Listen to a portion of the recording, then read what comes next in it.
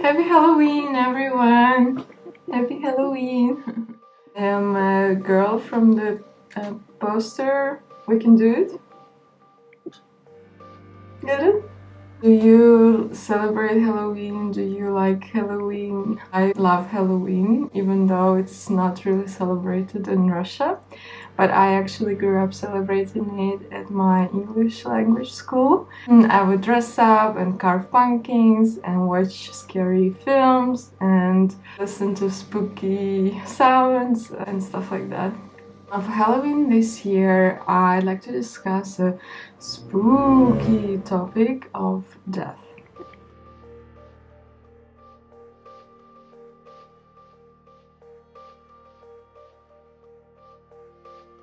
Death, just like money, is a very sensitive topic, but just like money, it has to be discussed for our personal development and for the better of the planet. My personal story with death is long and somewhat complex, but I want to share it to demonstrate that death positivity is actually beneficial for your mental health. When I was 11 years old, both of my grandparents, my paternal grandpa and maternal grandma, passed away. They died from old age and illness. They were both over 70 years old.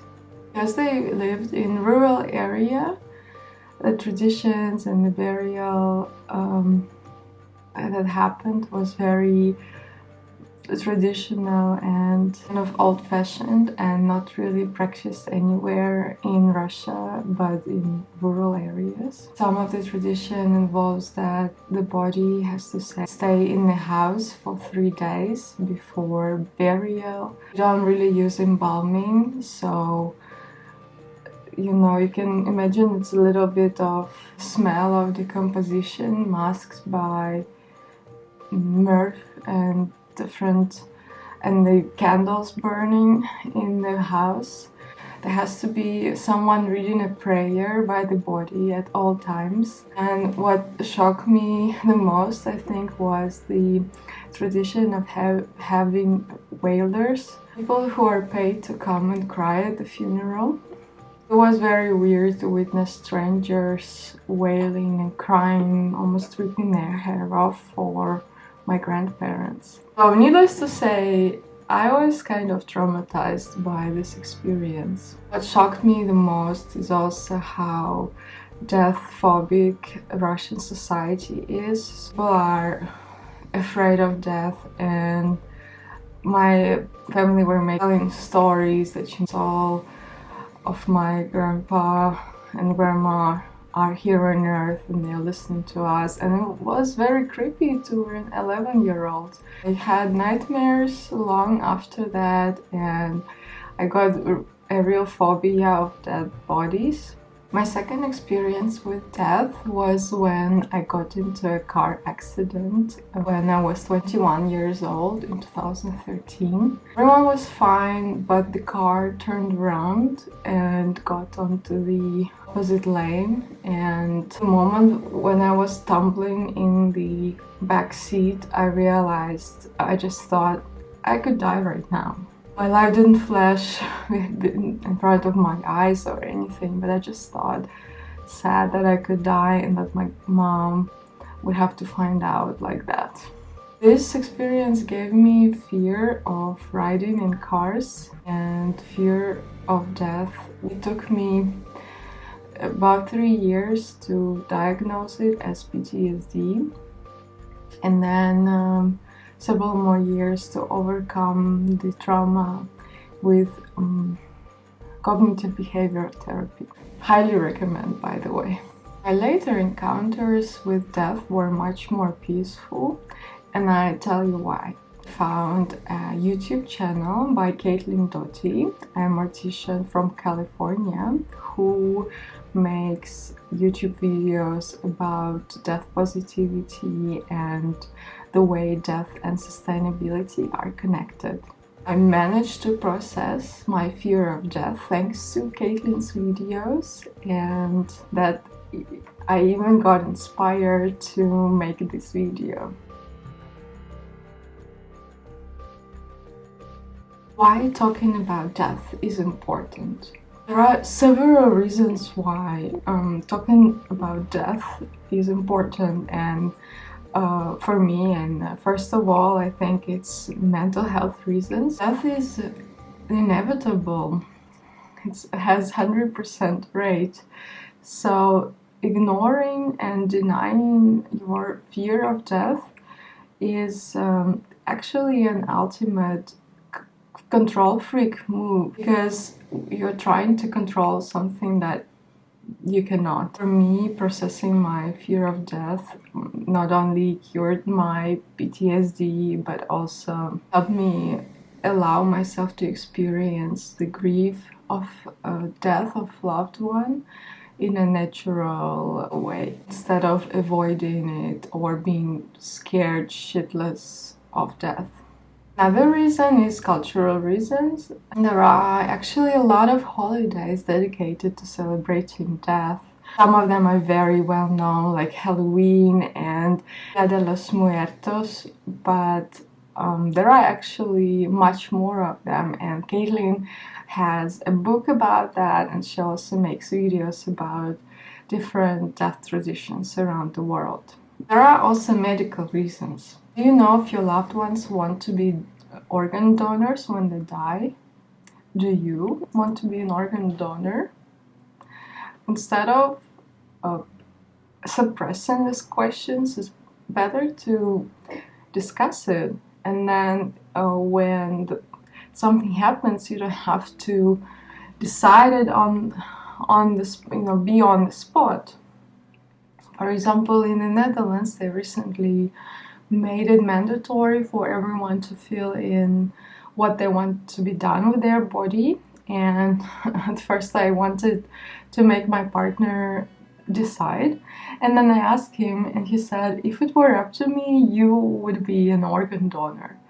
That's why I signed up to be an organ donor, so that we don't waste the precious time when I die to actually harvest some of the organs and use them for other people.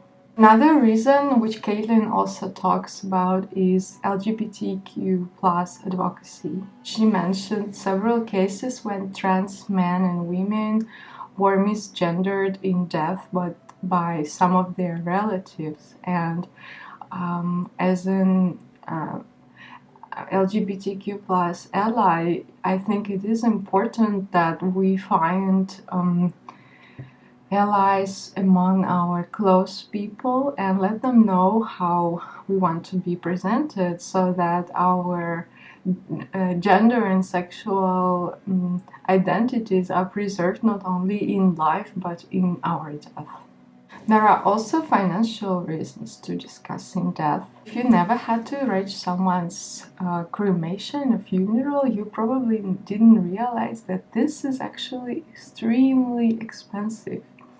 When my partner's grandma died, I accidentally saw an invoice that the funeral home sent us, and the price for cremation, casket, viewing the body, embalming was 7,000 euros. Luckily, we didn't have to pay this amount because grandma actually had funeral insurance, which is also something I'm considering when I'm older. But it could be really devastating financially, not only personally and emotionally, for people who have to bury and take care of their dead. And of course, a reason for this video is also how death and sustainability are connected, because there are environmental reasons for changing the funeral industry.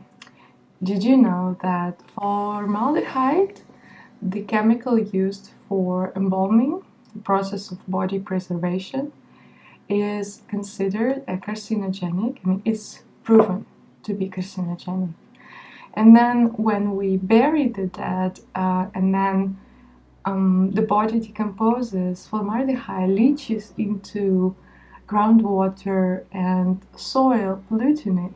Moreover, when the burial has extreme footprint, because you need land for the grave and you also need materials for the casket, which are hardwood and often even metal. Now, what about cremation? Cremation was marketed as a sustainable version of burial, which is cheaper, cleaner, and more sustainable. But think about it. It takes several hours to cremate an average-sized human body, and these furnaces work on natural gas, which is a fossil fuel. Crematoriums also release all the smoke from the ovens, which contain carbon monoxide and sulfur dioxide, the products of burning a human body. And often crematoriums use cheap plastic urns to put the ashes in, which are usually discarded in the end.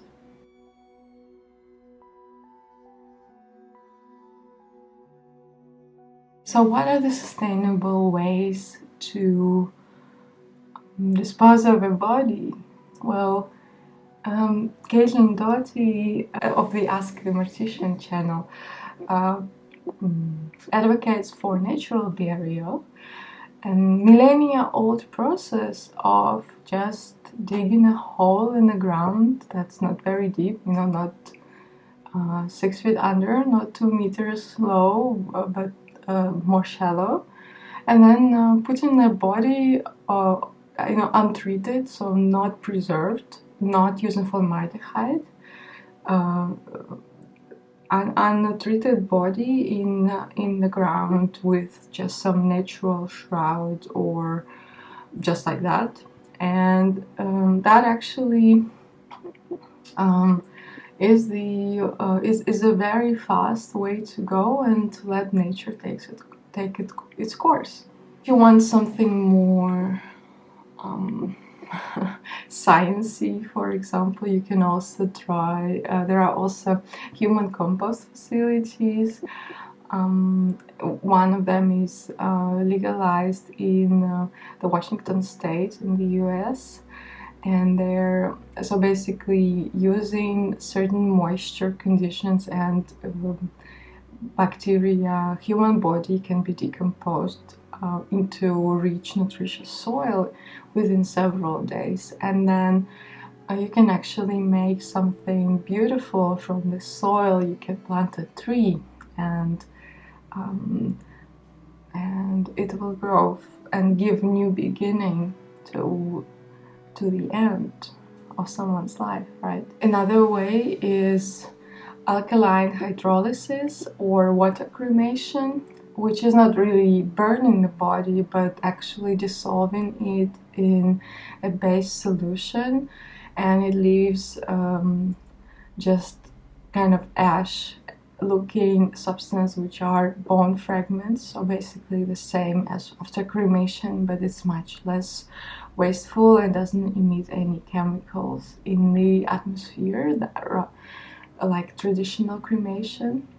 And if you're not ready for this overall, there are just simple ways to start with, like not embalming the body if not necessary. So if you don't have to transport your loved one, you can just preserve their body with some ice packs and some dry ice. And also, instead of using heavy duty casket, you can also go for a carton box, or just have a natural shroud made from linen or hemp or cotton, which is still better for the environment.